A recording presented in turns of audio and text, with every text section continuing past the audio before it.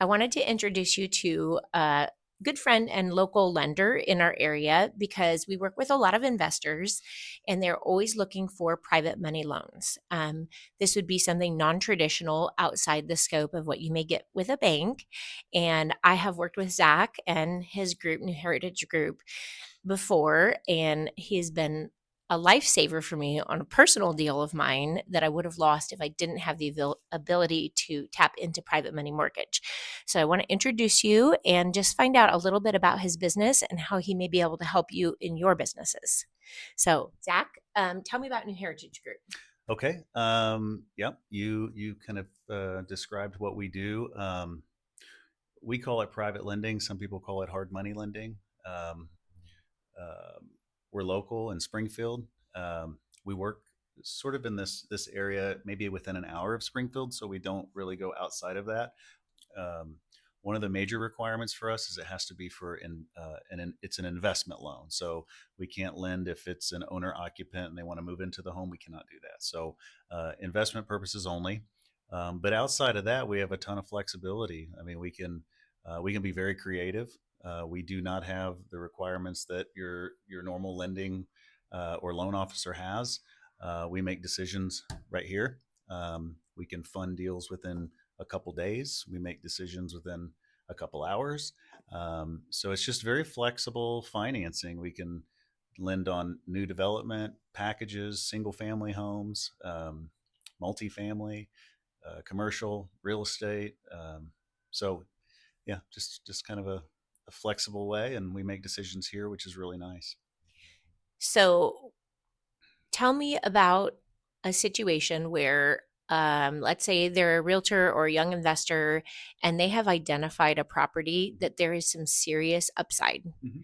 So this person is like, oh my gosh, I wish I could do this myself, but I don't have the capital, Mhm. but there's massive upside to this. And how much money do they have to bring out of their own personal pocket if there's a huge upside on the deal? Well, our goal generally is to make it as easy on the borrower as possible, but obviously we have to hedge, the downside for us as a company. And so, in this example, if it's a great deal, um, generally, as long as I agree, we're on the same page, right? And there's a good exit strategy, and we discuss that. Normally, they can come to closing with no money. We'll fund the full amount, and then if there's maybe some construction that needs to be done, we can fund that generally too. Um, if it's a mediocre deal, so it just really depends on the deal. But that's also what's nice about the way that we work is we have the freedom to like sit right here and talk about it and figure it out pretty quickly, as opposed to a traditional lender where it's pretty black and white. Mhm.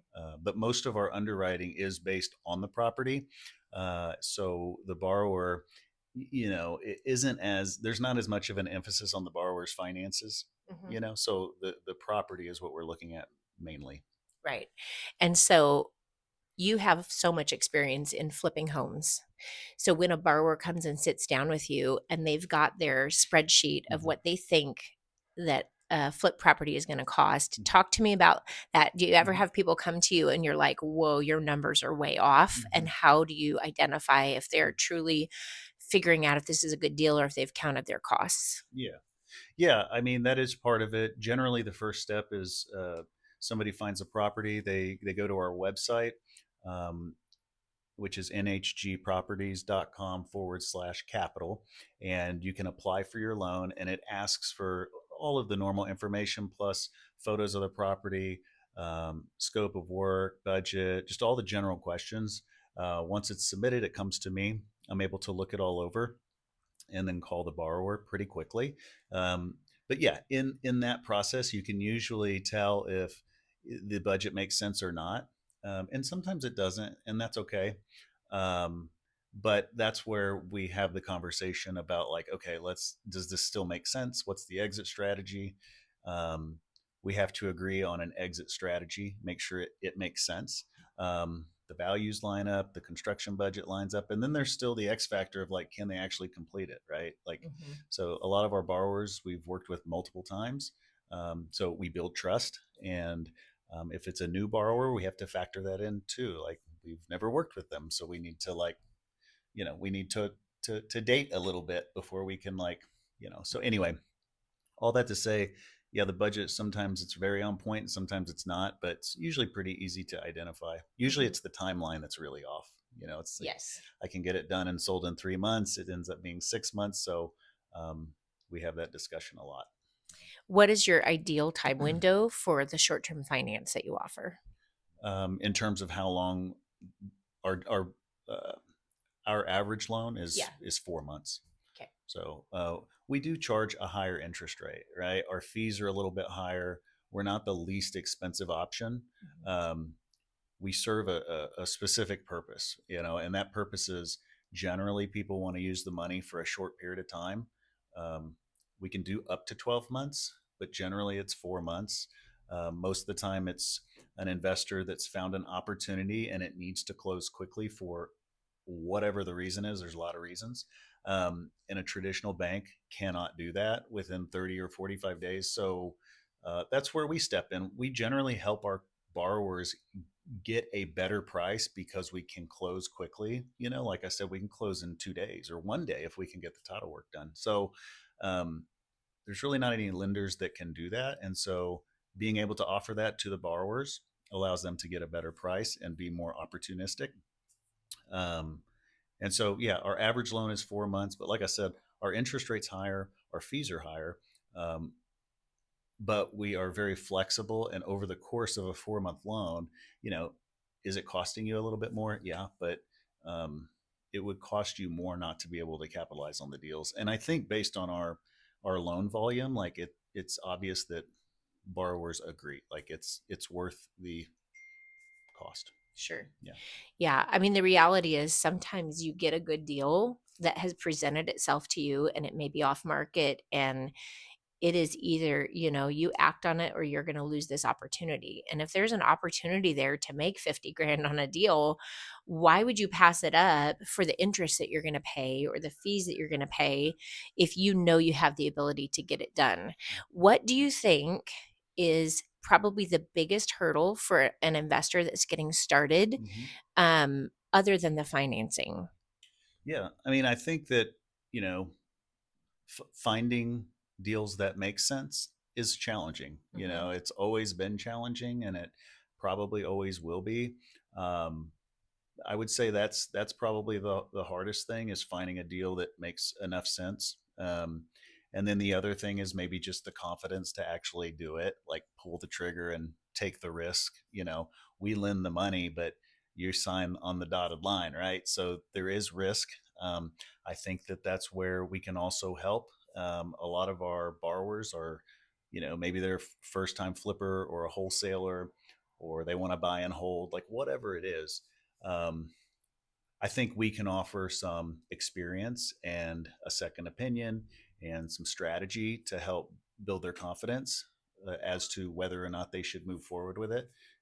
Like, we're not there through the whole thing. We're not their advisor, but we can at least on the front end help direct them in a good direction. Um, and so, yeah, I would say finding deals that make sense, whether it's a single family or a multifamily or a package commercial, like finding a good deal is challenging, and then just having the confidence to execute it. Hmm. What would you say is some homework that somebody Hmm. can do in advance? So while they're searching for deals, Hmm. right? What are they needing to do and put into place so that when they spot the deal, they know that it's a deal? Yeah. Yeah, that's a good point. If you don't know what a good deal is, then you could be looking at one and not know it. So I think just studying the market, like looking at homes for sale, looking at opportunity, like physically looking at opportunities, maybe connect with you to have, maybe you can have them find them deals that make sense and explain to them, like, here's why it makes sense. They've got to learn. You have to learn the market. Hmm. Otherwise, like you said, I mean, if you can't identify what a good deal is, then you know. Right. So having an advisor, somebody to help them, Hmm. but also on their own, just getting on the internet, looking at deals, looking at flips, Hmm. connecting with other investors locally, going to RIA groups, and Hmm. really kind of digging into that community and learning. There's plenty of opportunity there. Yeah. I think for me, the biggest struggle has been contractors. Yep. So I may spot a deal and have like, okay, I can make this happen. But then the availability, the good contractors are going to be booked up. Yeah. They're not going to be available at a whim. Yeah. And they may not have time for you for multiple months. So Sure. that is something you really have to think about is, do I have multiple contractor options that could act quickly for me on a deal? Absolutely. How do you screen your contractors when you're doing a flip? Yeah, I mean, I use social media a lot for when I need something, you know, a resource of any sort. Contractors, I do the same thing. I ask my network for recommendations, and then depending on who makes the recommendation, you know, that tells me one thing, right? So that filters itself, and then you know, again, they tag the person. You can look at the person's Facebook. You get kind of an idea, you know, and then you can see who you know that they know, and then every step of that builds confidence in, okay, maybe they could work, maybe they can't. Mhm, And then obviously a face to face or a phone call, talk mhm, about experience. Who have you worked for recently? Ask for recommendations. It really doesn't take that much time. It's just you just got to get it done, right? mhm. But you usually have a pretty good idea. Like, is it likely that this person's gonna work out? And then if it does, get them in there on a job and see how they do. I mean, Yeah. it's all you can do. But when you find good ones, treat them well and pay them well. Mhm. You know, be nice to them and keep them around as long as you can. For You know, sure. because they're really important. So, would it be wise for somebody to say, okay, if I'm really going to do this and I'm looking at identifying my property and I've given myself a 4 to 6 month window to find my first flip, right now I should start interviewing and accumulating my Mm-hmm. list of possible Mm-hmm. contractors and subcontractors? Yeah, it wouldn't hurt. I Yeah. mean, it wouldn't hurt. I kind of take the approach like if you can't find a good deal, then literally nothing else matters. So you want to be thinking about your contractors, and you're maybe having a conversation with us about financing Hmm. and these important people along the way, right? I get that, but find the deal. You know, Yeah. like focus on finding deals. The money will show up. Hmm. The contractors will show up. Everything else will work itself out. You Hmm. know, but Yeah. yeah. So, let's say somebody finds a fixer upper. Mm-hmm. It needs a lot of work and they're pretty confident on how much money they have to put into the property. Mm-hmm. And then let's say I help them and say, okay, if you do what you say you're going to do to this property and you're using the materials that we've talked about and it's a good quality job, I can tell you probably what your exit sales amount is going to be. Mm-hmm. What percentage do you like to see of cushion in Mm-hmm. there to be able to say, yeah, I'm willing to lend Mm-hmm. 100% on this project because I see X cushion? Yeah. Is that a thing? Yeah. So the way that our company works is we can lend up to 70% of the after repair value. Okay. So, um, so literally, I mean, if you get it for 50% of the after repair value, then you've got a 20% to play with. The challenge there is how realistic is the ARV, the after repair value. We as the lender are not going to be as optimistic generally as the borrower. Like, you know, examples like they think this house is going to sell for, you know, 285 all day long. Okay, I get that. We might feel like it's going to sell for 250. We're going to err on the side of like conservative, Hmm. you know, but generally we find sort of a happy medium that's fair, and then literally 70% of that is what we're willing to go up to. So the better deal that the borrower gets, the more money they have to play with in terms of construction. Hmm. So it's very easy, just 70% of ARV. Yeah. So that can give or take a little bit depending on, you know, their opinion of the ARV and my opinion. Hmm. So when he says they're easy to work with, um, they're very easy to work with. The deal, personally, so I had this deal show up in my lap. It was off market. It needed to close quick. It was a duplex. It had tenants in it, and there was an end buyer that was going to be buying this property, but he was qualified for a bank. He couldn't close on it because he was using FHA financing to buy this property, and there's a seasoning requirement for FHA loans. So they can't have sold in the last 3 months.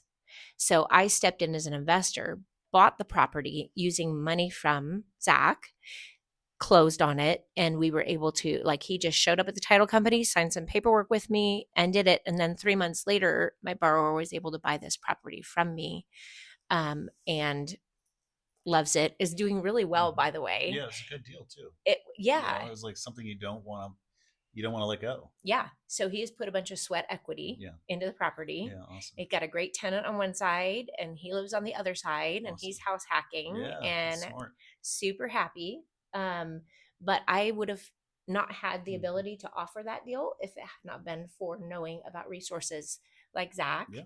So I would highly encourage everyone to look up New Heritage Group. Yep. And what's your website again? It is nhgproperties.com/capital for our lending, for our Mm-hmm. private lending. So, Perfect. yep. And then if you want me to run numbers for you on investment properties, let me know. And the two of us together would love to help you make your investment dreams come true.